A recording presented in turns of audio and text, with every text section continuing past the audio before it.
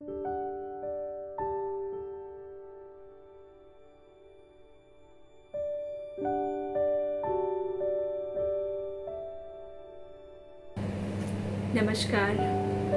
अटूट बंधन के YouTube चैनल पर आप सबका एक बार फिर मैं डॉक्टर जया आनंद स्वागत करती हूँ।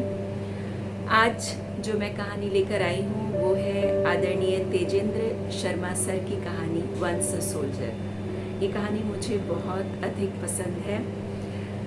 ये कहानी भारतीय सेना के सेनानियों को समर्पित है, जिसमें बताया गया है कि एक जो सेनानी होता है, एक सिपाही होता है, वो जीवन पर्यंत तो सिपाही का अनुशासन पालन करता ही है, लेकिन मृत्यु के बाद भी वो अनुशासन उसके रग रग में समाया रहता है। देश, काल और वातावरण, इसको बहुत ही खूबसूरती से इस कहानी में समेटा गया है। तो आइए सुनते हैं आदरणीय तेजेंद्र शर्मा सर की कहानी वंस अ सोल्जर।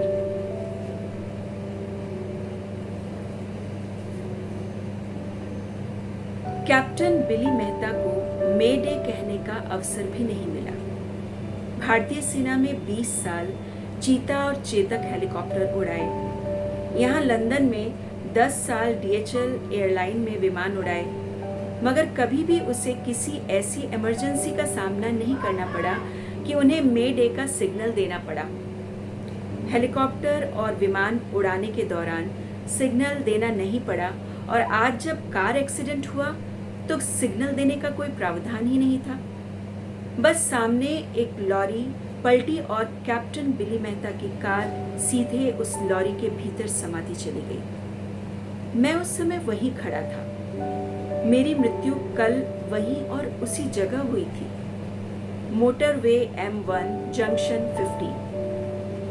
मुझे तो दरअसल जाना भी उस एग्जिट तक था, मगर मैं नॉर्थैम्प्टन की जगह किसी ऐसे स्थान पर पहुंच गया जहां से वापस नहीं आया जाता। मगर शायद मेरी आत्मा के लिए अभी तय नहीं हुआ था कि स्वर्ग जाना है कि नर्क, बस इसलिए वहीं भटक रहा था। और फिर यह भी हो सकता है कि मुझे बिली मेहता और उनकी पत्नी प्रभुजोत के साथियों पर जाना था। कमाल तो यह कि मुझे लेने न तो यमराज आए, न भैंसा, न ही कोई ऐसी सुरंग दिखाई दी जिससे मेरी आत्मा निकलकर किसी भगवान के दिव्य दर्शन करती। सच्ची बात तो यह है कि मैं उम्र भर न तो भगवान में विश्वास पैदा कर पाया, न ही उसे नकार पाया। कम से कम बिली मेहता अपने आप को पूरा हिंदू तो मानते थे, मंदिर और गुरुद्वारे भी जाते थे, पत्नी सरदारनी थी, अब तो थी ही कहना पड़ेगा। बिली मेहता और प्रभुजोत कार एक्सीडेंट के बाद बहुत हल्का महसूस कर रहे थे। बिली ने मुझे देखा। ओए दीपक, तू ऐथे की कर रहा है? शायद अभी तक कैप्टन बिली मेहता को समझ नहीं आया था कि उनकी मृत्यु हो चुकी है, और साथ ही प्रभुजोत की भी। मगर मुझे तो अच्छी तरह पता था कि मामला क्या है। कैप्टन साहब, मैंने तो शायद तोड़े वास्ते ऐथे रोक्या होया सी, हुण इकट्ठे ही चलेंगे तीनों। बिली मेहता ने अपनी नीली आंखों को चमकाते हुए अंग्रेजी में बात शुरू कर दी। दरअसल उनका भी कोई कसूर नहीं। वे DHL एयरलाइन में बात करते करते आधे से अधिक तो अंग्रेज हो ही चुके थे।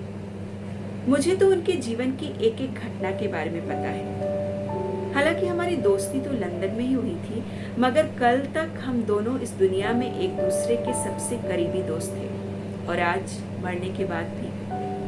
बिली मेहता का शराब पीने का अंदाज निराला था।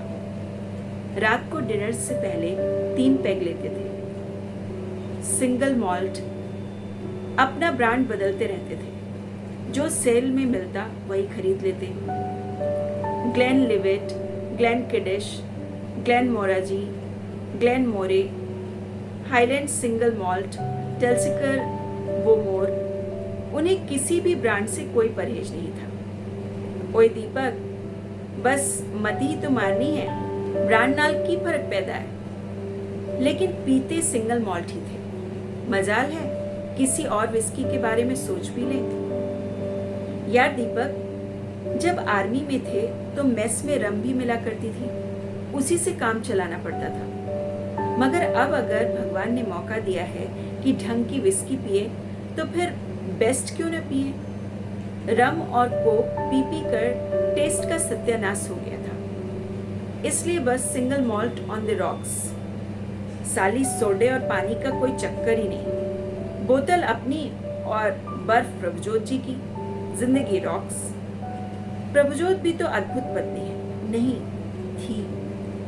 उन्होंने कभी भी बिली से कभी कोई शिकायत नहीं की। बिली उनका हीरो था और है।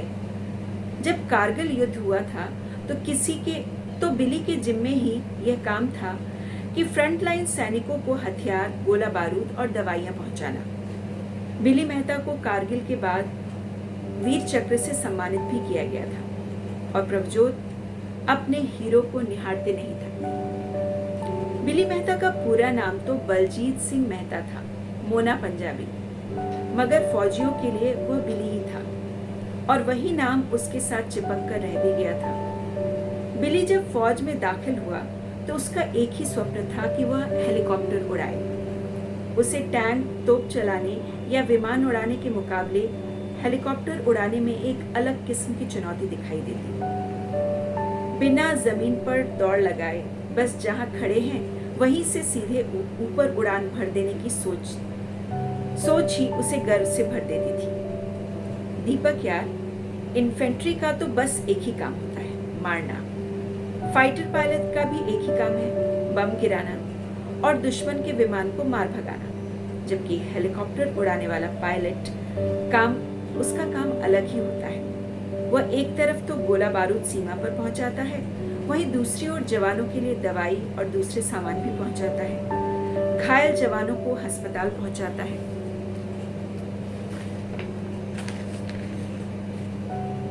तब समझ में आया कि कैप्टन बिली मेहता ने एयरफोर्स की मुख्य धारा में शामिल न होकर सेना के हेलीकॉप्टर क्यों चुने।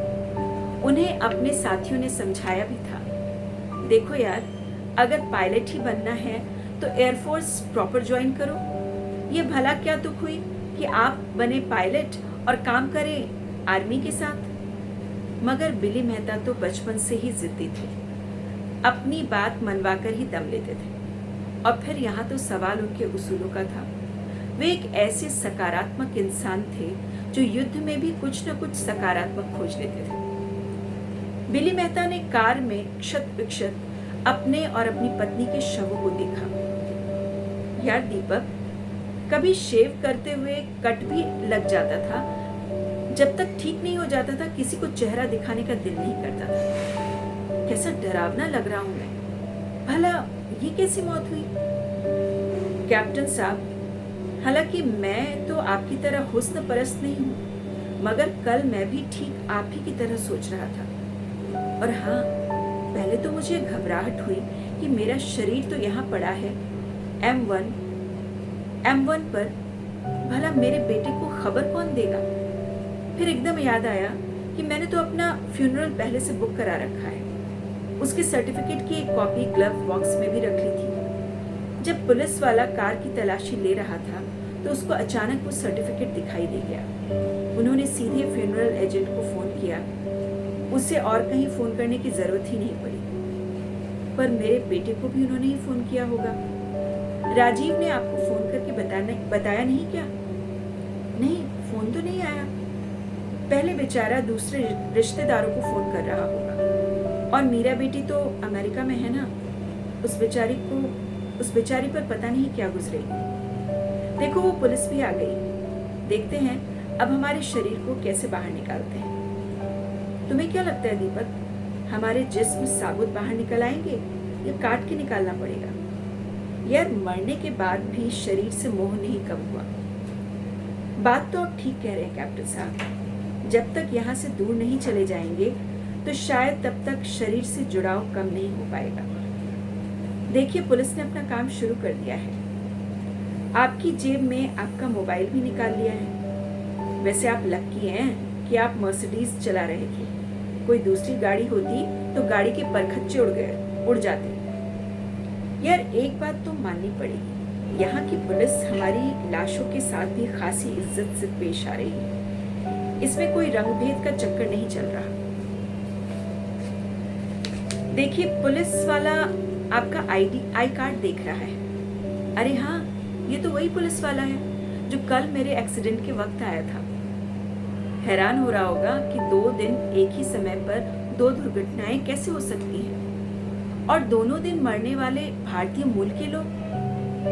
वैसे अब उसे पता चल जाएगा कि आप डीएचएल के साथ पायलट हैं। Very good. उसने ग्लव कंपार्टमेंट भी खोल लिया है।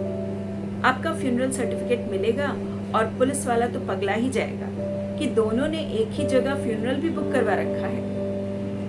यह अच्छा है कि अब फ्यूनरल एजेंट हमारे घर वालों को फोन कर लेंगे। तुम्हें क्या लगता है, क्या हमें अपने घरों में जाकर देखना चाहिए कि बेचारे कितने रो रहे हैं? कैप्टन साहब, हम एक मामले में लकी हैं कि हमारे बच्चे हमें सचमुच प्यार करते हैं, और मैंने तो जीते जी ही सब कुछ बेटे बेटी के नाम कर दिया है। जाहिर है कि मेरे मरने से उन्हें कुछ अलग से तो मिलने वाला है नहीं, बस ले दे के एक बैंक अकाउंट है और कंपनी की पेंशन। उसमें मेरे दोनों बच्चे बराबर के नॉमिनी हैं। दीपक, तुम तो कल से यहाँ हो, कहीं कोई खबर मिली कि हम अब जाएंगे कहाँ? आखिर हमें भटकने के लिए क्यों छोड़ा जा रहा है? मुझे तो बस एक ही अफसोस रहेगा कैप्टन साहब, हम दोनों ने कितनी बार प्रोग्राम बनाया कि भारत जाकर आपके उस इलाके को देख आए जहां आप हेलीकॉप्टर उड़ाया करते थे, मगर ऐसा हो नहीं पाया। भाभी जी तो अपने दिल्ली वाले घर को भी देखने जाना चाहती थी। वैसे अभी भी क्या बिगड़ा है दीपक? अब तो किसी फ्लाइट की टिकट लेने की भी जरूरत नहीं। क्यों प्रभुजोत जी, दीपक को ले चले इंडिया? कैप्टन साहब, थोड़ा इंतजार कर लेते हैं। पुलिस आपकी लाशों को एम्बुलेंस में रखकर ले जाए और हम भरोसा कर ले कि सब ठीक ठाक हो गया है, तो हम दिल्ली और कश्मीर भी पहुंच जाएंगे।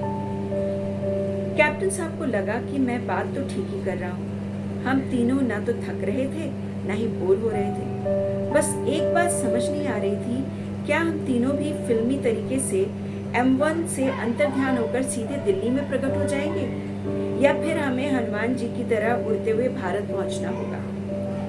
तीनों नई नई आत्मा बने हैं, कोई अनुभव तो है नहीं। कुछ कंफ्यूजन ऐसे होते हैं जो मरने के बाद भी हल नहीं हो पाते, परेशान करते रहते हैं। हम बहुत सी बातें तो फिल्मों में से ही सीखते हैं या फिर कहानियों से, मगर असली अनुभव तो पहली बार करने जा रहे हैं। यह यात्रा एक अनूठा अनुभव सिद्ध होने वाली है। हम किसी को दिखाई नहीं दे रहे हैं और हम सबको देख पा रहे हैं।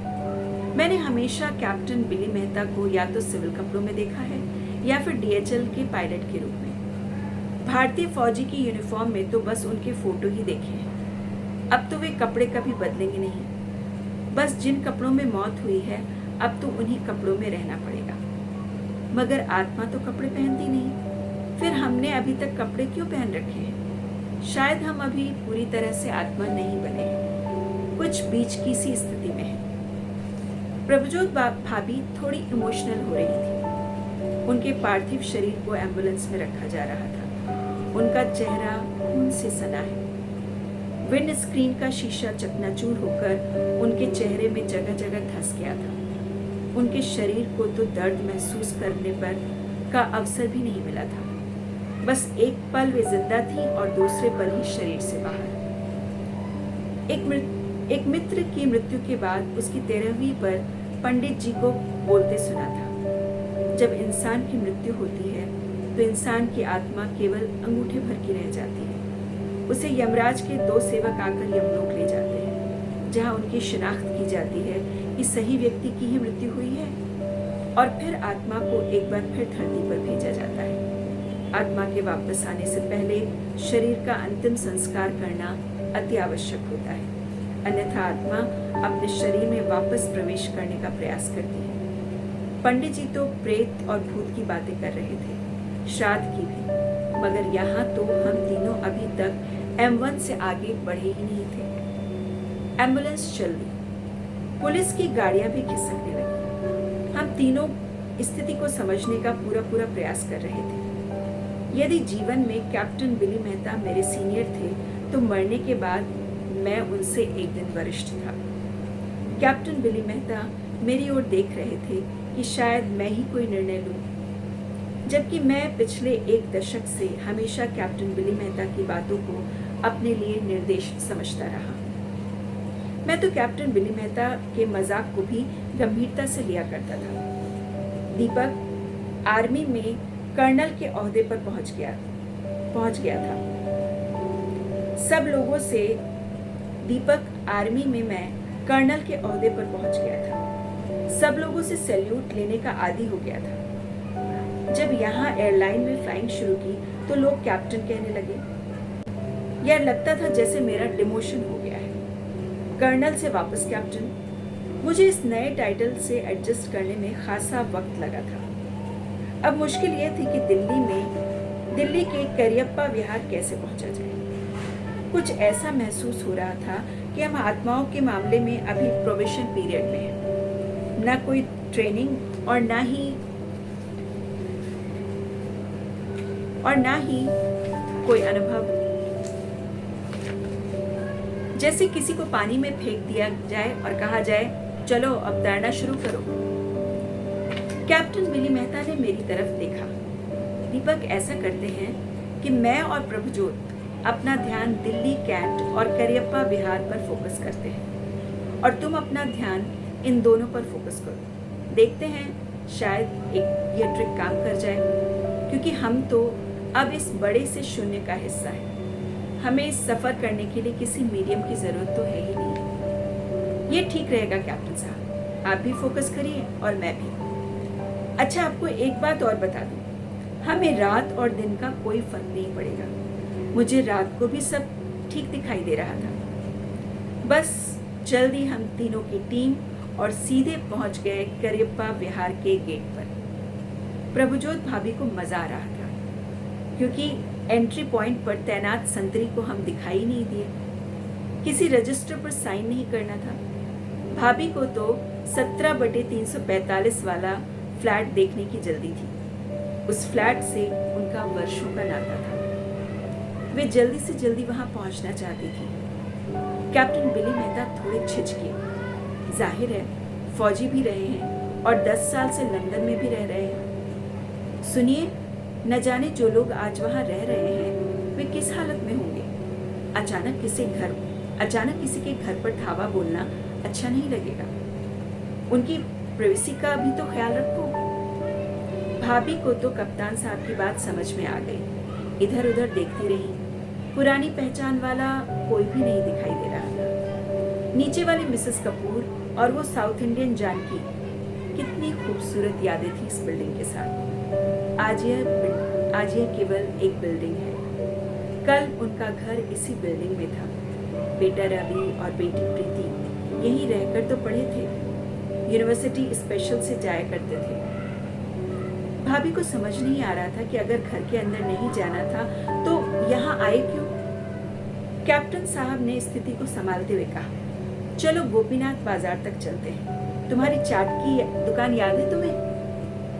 भाभी इमोशनल तो हो रही थी, मगर उनकी आंखें नम नहीं हो पा रही थी। शायद मरने के बाद मृतक की आंखें नम नहीं होती। जो पीछे रह जाते हैं आंखों में उनके ही पानी आता है।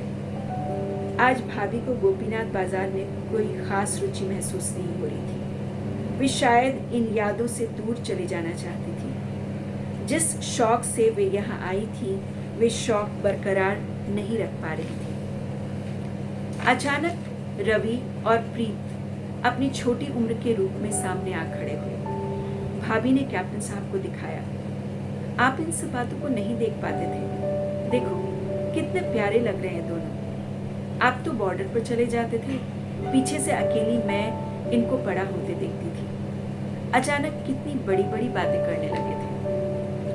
दरअसल कैप्टन साहब को तो पता ही नहीं कि बच्चे बड़े कैसे हो गए। उनके एक दोस्त ने एक बार उनसे कहा भी था, बिली भाई, मैंने अपने बच्चों को हॉरिजॉन्टल बड़े होते देखा है, वर्टिकल नहीं। जब मैं सुबह काम पर जाता हूँ तो वे सो रहे होते हैं और जब रात को वापस आता हूँ तो भी वे सो रहे होते हैं। उनको खड़े तो कभी देखा ही नहीं। कुछ ऐसी ही स्थिति कैप्टन साहब की भी थी। वे फौजी बनकर बॉर्डर पर देश की रक्षा करते और बच्चे सिविलियन बनकर बड़े होते जाते हैं। आज बेटा आईटी एक्सपर्ट है और बेटी वकील है।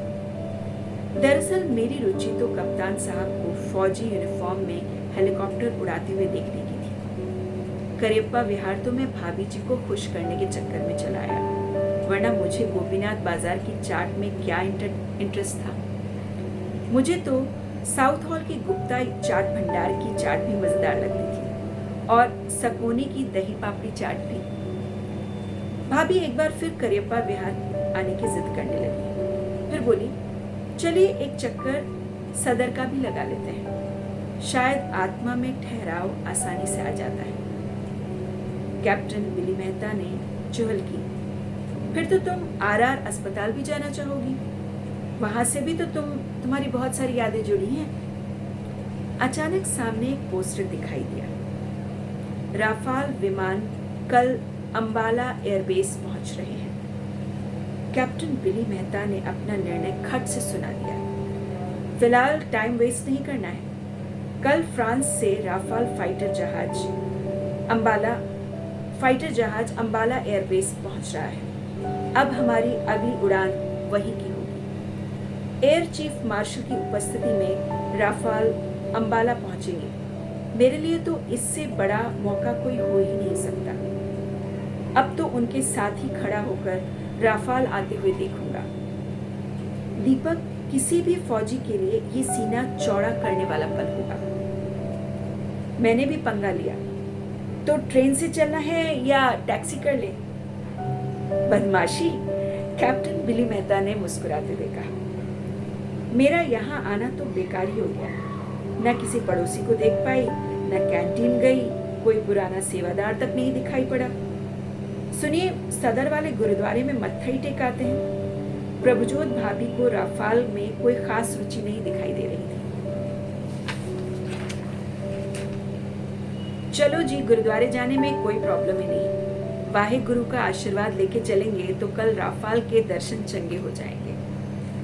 और हम तीनों गुरुद्वारे में शब्द सुनने लगे। एक बात तो तय हो गई थी कि हम तीनों में से कोई भी बुरी आत्मा नहीं था, वरना गुरुद्वारे में एंट्री कैसे मिलती। मैं लंदन में भी गुरुद्वारे में लंगर खाने जाया करता था। वहाँ का माहौल ही अलग होता है। कुछ वैसी ही खुशबू यहाँ भी मौजूद थी। रागी पूरी तन्मयता से भजन गा रहे थे। भाभी साहब का तो बस चलता तो वहीं बैठी रहती। अचानक फिर से इमोशनल हो गई। चलो जी, वापस लंदन चलते हैं। राफाल नहीं देखेंगे तो क्या फर्क पड़ेगा, अपने बच्चों के पास चलते हैं। ओ भागवंती, अब ये सब तेरे बच्चे हैं। जैसे तू इनको नहीं छू सकती, वैसे ही अब अपने बच्चे भी नहीं छू पाएंगे हमें, न ही उनसे बात कर पाएगी। क्यों अपना दिल खराब करती है? कल अंबाला चलेंगे, वहाँ मेरा स्कूल भी है, एयरफोर्स स्कूल अंबाला कैंट। मैं वहीं पढ़ा था। जब भारत छोड़ा था तो उसका गीत नीले रंग का होता था। अभी भी वैसा ही होगा। एयरफोर्स का रंग नीला ही है। मेरा पूरा कैरेक्टर उसी स्कूल के मास्टरों ने बनाया था। एक सूबेदार साहब परेड करवाया करते थे। क्या कड़क मूछें थी उनकी। उनका नाम था मूलचंद मुल्तानी। मुल्तानी में वे जबरदस्त गालियां दिया करते थे। साफ महसूस हो रहा था कि कैप्टन साहब पूरी तरह से नॉस्टैल्जिक हो चुके हैं। अब वे हमें गंभीरता से अंबाला, श्रीनगर, कारगिल ले जाएंगे। और कप्तान साहब यह नहीं समझ पा रहे थे कि उनके साथ साथ मैं और भाभी भी राफाल विमान को एयर चीफ के साथ ही खड़े होकर देखेंगे। कैप्टन बिली मेहता हमें दिल्ली कैंट से सीधे अंबाला कैंट ले गए। हमें एयरफोर्स स्कूल अंबाला कैंट के सामने खड़ा कर दिया। उन बच्चों को देखकर बहुत अच्छा लगा। जब हम उन बच्चों को देखकर भाव विभोर हो रहे थे, कैप्टन बिली मेहता उनमें उन बच्चों को देख रहे थे जो सूबेदार साहब मूलचंद्र जी का विद्यार्थी था। उनके कानों में वही आवाज गूंज रही थी, बाएं से तेज चल, 1 2 1 1 2 1 1 2 1। आगे की पंक्ति में बाएं हाथ पर खड़े लड़के को हम एक एयरफोर्स के विद्यार्थी की तरह देख रहे थे। जबकि कैप्टन बिली मेहता का विद्यार्थी स्वरूप स्वयं वहां जाकर परेड करने लगा था। सूबेदार मूलचंद की कड़क मूछें अब भी कैप्टन बिली मेहता को दिखाई दे रही थी। वे हमें अंदर ले गए। वहां एक बोर्ड लगा था, उसमें वर्ष के श्रेष्ठ विद्यार्थियों की सूची थी। वहां कैप्टन मेहता ने मुझे दिखाया, साफ लिखा था, वर्ष का श्रेष्ठ विद्यार्थी बलजीत सिंह मेहता। प्रभुजोत भाभी भी पहली बार ही इस स्कूल में आई थी। जाहिर है कि उन्हें भी अपने पति पर गर्व हो रहा था। उन्हें मरने के बाद विश्वास हो गया था कि उनका पति अपने समय का श्रेष्ठ विद्यार्थी भी था। खाली बच्चों पर रौब नहीं काटते थे। कैप्टन साहब, आत्मा होने का एक नुकसान होता है। हम अंबाला कैंट स्टेशन पर तो गए हैं, हम अंबाला कैंट स्टेशन पर तो गए ही नहीं। हमें अपनी यात्रा तरीके से प्लेन से करनी चाहिए। हम रास्ते में चक्रवर्ती लेक पर भी नहीं रुके। वहां आमतौर पर लोग थोड़ा आराम कर लेते हैं। ओए काका, आराम वो लोग करते हैं जो थकते हैं। हम कहाँ थकने वाले हैं? हमारे अंदर तो थकने वाला सॉफ्टवेयर है ही नहीं। वैसे ये तो सच है कि मेरे वक्त का यहाँ न तो कोई विद्यार्थी होगा, न ही कोई अध्यापक, और हमें देख कोई सकता नहीं, तो प्रिंसिपल से मिलने का कोई मतलब नहीं बनता। मगर कैप्टन साहब की जिंदगी का सबसे बेहतरीन पल होने वाला था राफाल विमानों का अंबाला एयरबेस पर उतरना। अब इसे जिंदगी कहा जा सकता है या नहीं, इस पर बहस हो सकती है, मगर वे अंबाला आए तो इसी सिलसिले में। 29 जुलाई 2020 कैप्टन बिली मेहता के लिए अहम तारीख। 29 जुलाई 2020 कैप्टन बिली मेहता के लिए एक अहम तारीख। दोपहर को करीब 3 बजे राफेल विमान लैंड करेंगे। अंबाला में मौसम खराब हो रहा था, बादल छाए हुए थे। कहा जा रहा था कि यदि राफाल विमान अंबाला में लैंड नहीं कर पाए तो उन्हें जोधपुर ले जाया जाएगा। कैप्टन बिली मेहता को चिंता होने लगी कि यदि अंतिम क्षणों में यह निर्णय लिया गया तो हमें राफाल विमानों की लैंडिंग कैसे देख पाएंगे। इतने इमोशनल हो गए थे कि वे भूल चुके थे कि हम राफाल से अधिक गति से जोधपुर पहुंच सकते हैं। मैं तो भूल ही गया था कि कैप्टन बिली मेहता पहले फौजी हैं और बाद में पति या दोस्त। इसी जल्दबाजी और खुशी के माहौल में अचानक कैप्टन बिली मेहता बोल उठे, दीपक और प्रभुजोत, एक बात ध्यान से सुनो। अब हम अंबाला एयरबेस में प्रवेश करने वाले हैं। यार, इसमें सिविलियन नहीं जा सकते, तुम दोनों को बाहर रहना पड़ेगा। यह तो सिक्योरिटी का मामला है। अगर तुम दोनों को अंदर ले जा सकता तो सिक्योरिटी बीच में अगर तुम दोनों को अंदर ले जाता हूं तो सिक्योरिटी ब्रीच हो जाएगा। अब तक मुझ में भी थोड़ा कॉन्फिडेंस आ चुका था। आखिर मैं उनसे पहले आत्मा बना था। ओ कप्तान साहब, आप हमें न ले चलिए, अपने एयर चीफ के साथ जाकर राफाल का मजा लीजिए। मैं और भाभी अपने आप आ जाएंगे। आखिर हम सिविलियंस की भी कोई इज्जत है, हम भी तो भारत को प्यार करते हैं। यह तो सिक्योरिटी का मामला है। अगर तुम दोनों को अंदर ले जाता हूं तो सिक्योरिटी ब्रीच हो जाएगा। अब तक मुझ में भी थोड़ा कॉन्फिडेंस आ चुका था। आखिर मैं उनसे पहले आत्मा बना था। ओ कप्तान साहब, आप हमें न ले चलिए, अपने एयर चीफ के साथ जाकर राफाल का मजा लीजिए। मैं और भाभी अपने आप आ जाएंगे।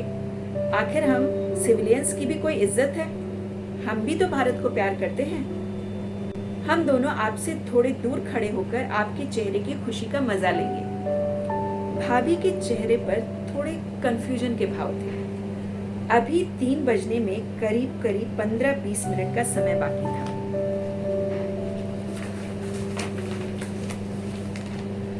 बाहर सैल्यूट की तैयारी की जा रही थी। एयरफोर्स की यही परंपरा है कि किसी भी नए विमान का स्वागत वाटर सैल्यूट से ही किया जाता है।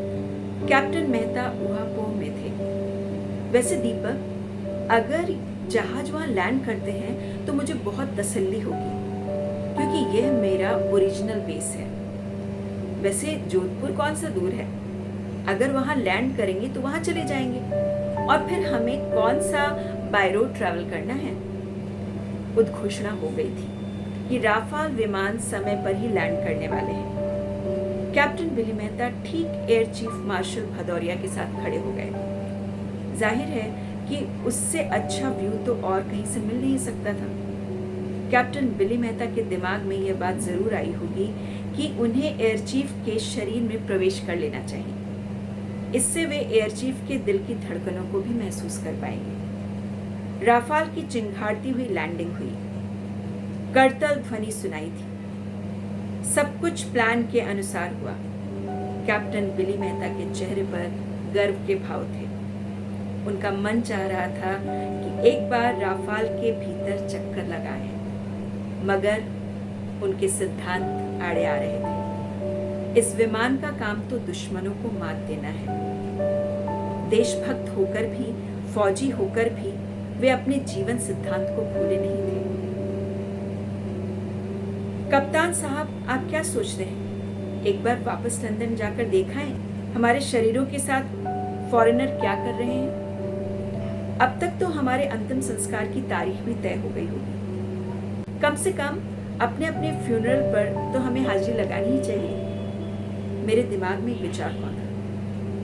दीपक बाबू, कम से कम 5 दिन तो फ्यूनरल की तारीख मिलने में लगते ही हैं। हम यहाँ से चलते हैं श्रीनगर, और वहां से कारगिल, उसके बाद सीधे लंदन चलेंगे।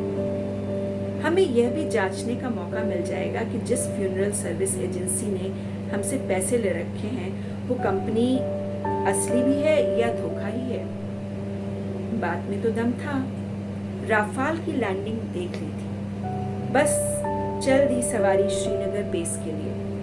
वहां के चेहरे भी कप्तान साहब को बदले बदले दिखाई दे रहे थे, मगर डिसिप्लिन वही था। वहां चीता और चेतक दोनों हेलीकॉप्टर आज भी दिखाई दे रहे थे। दीपक जी, ये जो सामने हेलीकॉप्टर खड़े हैं ना, उसमें चेतक भी है और चीता भी। जो पूरी तरह से ढका हुआ है वो चेतक है, और जो पीछे खुला लग रहा है इसे चीता कहते हैं। हमारी फौज में मजाक में कहा भी जाता है कि चीता जंगल में नंगा घूमता है। जब मैंने एयरफोर्स ज्वाइन की थी तो इन हेलीकॉप्टरों को आए करीब 10 साल हो गए थे। मेरे फौज छोड़ने के वक्त भी इन्हीं हेलीकॉप्टर से काम चल रहा था। यानी उस वक्त ये 30 साल पुराने हो चुके हैं और आज भी दिखाई दे रहे हैं। बस यही एक बात मुझे हमेशा खटकती रही है कि फौज में जहाज, हथियार मॉडर्न करने में सालों साल बीत जाते हैं। हमारे बहुत से अफसर तो इसी चक्कर में जान दे बैठते हैं। कप्तान साहब, आपने इसी चक्कर में तो फौज नहीं छोड़ दी थी। वैसे एक वजह तो ये भी थी, पर सच ये है कि फौज में एक खास पोजीशन पर पहुंचने के बाद हमें पता चल जाता है कि अब आगे की प्रमोशन होने की कोई उम्मीद नहीं है। कर्नल के बाद एक बॉटल नेक बन जाती है। प्यासे बहुत होते हैं और पानी के गिलास कम। हमारे बहुत से फौजी फ्रस्ट्रेशन से बचने के लिए सिविलियन एयरलाइन से जुड़ जाते हैं। रैंक में न सही, पर तनख्वाह में तो खासी तरक्की हो ही जाती है। दीपक जी, हम यहाँ से सॉर्टी भरते थे। वो जो यंग अफसर जा रहा है ना, उसका काम यही है। वो हेलीकॉप्टर से ऊपर कारगिल, द्रास और दूसरी जगहों पर सामग्री पहुंचाता है। वही काम मैंने सालों तक किया है। आज तो मेरी मेम साहब भी बॉर्डर पर आ गई हैं। इनको भी पता चल गया कि हम कैसी जिंदगी जीते रहे हैं। ज्योति जी, देख लो। प्रभजोत भाभी लगभग फटी फटी आंखों से पूरे दृश्य को देख रही थी और कप्तान साहब बताए जा रहे थे, हमारी ट्रेनिंग तो भूचाल और बाढ़ में सहायता करने की भी होती है। सिर्फ लड़ाई में काम नहीं करते। शांति के समय भी जब कोई आपदा आती है उसका सामना हम करते हैं। कितनी बार तो बाढ़ में फंसे लोगों को निकाला है। मैं महसूस कर रहा था कि अगर कप्तान साहब को मौका मिले तो अभी यूनिफॉर्म पहनकर हेलीकॉप्टर लेकर उड़ान भर लेंगे। कारगिल देखना बहुत जरूरी था। वैसे श्रीनगर की सुंदरता इंग्लैंड की हरियाली को चुनौती देती लग रही थी। हम निकल पड़े अगली उड़ान पर। कप्तान साहब बता रहे थे, दुश्मन से हमारा सबसे खतरनाक मुकाबला द्रास सेक्टर के तोलोलिंग की पहाड़ियों पॉइंट 5140 और टाइगर हिल पर हुआ। ये डिफेंस के हिसाब से बहुत महत्वपूर्ण थे। यहाँ पर दुश्मन हमारा लेह का रास्ता रोके हुए काफी नुकसान पहुंचा रहा था। यहाँ हमें अपने जवानों को गोला बारूद और हथियार पहुंचाने होते थे। श्रीनगर लेह की रोड को भी चलाए रखना था। कप्तान साहब, आज कैसा महसूस कर रहे हैं? आपके सामने आज वही जमीन है जिसे आपने लड़ाई के जमाने में देखा है और फौजियों की मदद की। आज तो आप खासे इमोशनल फील कर रहे होंगे। सच तो ये है कि उस वक्त प्रॉपर हेलीपैड तक नहीं था।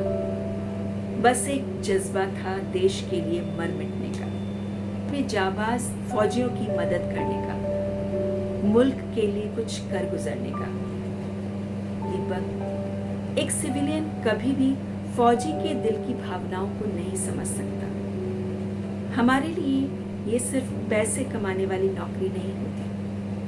हमारी ट्रेनिंग अलग किस्म की होती है। सच तो ये है कि हमारा शरीर मर सकता है, हमारे भीतर का फौजी कभी नहीं मरता। याद रखना, once a soldier always a soldier. हमारी यात्रा पूरी हो चुकी थी। अभी ये तय नहीं हुआ था कि हमारा दूसरी दुनिया में जाने का समय तय हुआ है या नहीं, मगर हमें अपना अंतिम संस्कार देखने तो वापस लंदन जाना ही था। कैप्टन बिली मेहता ने मरने के बाद मेरे दिल में भी एक फौजी पैदा कर दिया था और मैं मन ही मन फौजियों को सैल्यूट कर रहा था। दिमाग में बिली मेहता के शब्द बार बार गूंज रहे थे, कश्मीर की वादियों में गूंज रहे थे। हवाओं में एक ही आवाज आ रही थी, once a soldier always a soldier. तो ये थी कहानी वंस अ सोल्जर। ये कहानी आदरणीय तेजेंद्र शर्मा सर की कहानी, बहुत ही अच्छी कहानी है। निश्चय ही आपको अच्छा लगा होगा सुन के। तो बहुत बहुत धन्यवाद आपका। ऐसे ही आप सुनते रहिए अच्छी अच्छी कहानियाँ और अटूट बंधन के YouTube चैनल को सब्सक्राइब करते रहिए। धन्यवाद।